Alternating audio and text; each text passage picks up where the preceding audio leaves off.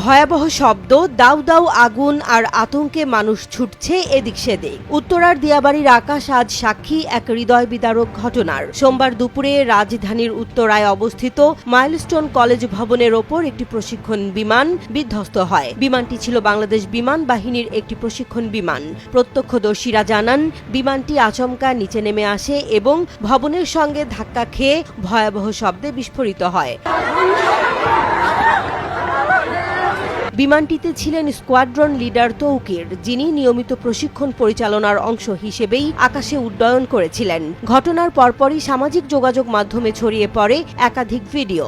এসব ফুটেজে দেখা যায় দুর্ঘটনাস্থল থেকে আকাশে ধোঁয়ার কুণ্ডলী উঠছে এবং আতঙ্কিত মানুষ চারদিকে ছুটে বেড়াচ্ছেন।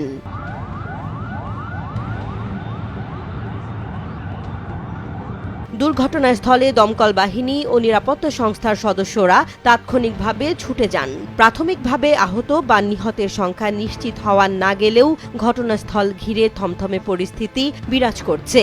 এ ঘটনায় কলেজ ক্যাম্পাস সহ পুরো এলাকার শিক্ষার্থী ও স্থানীয়দের মধ্যে আতঙ্ক ছড়িয়ে পড়ে।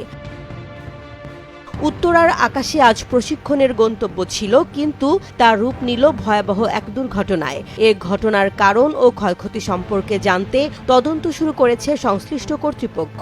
এদিকে স্কোয়াড্রন লিডার তৌকিরের শারীরিক অবস্থা এবং নিরাপত্তা নিয়ে উৎকণ্ঠায় আছেন স্বজন ও সহকর্মীরা।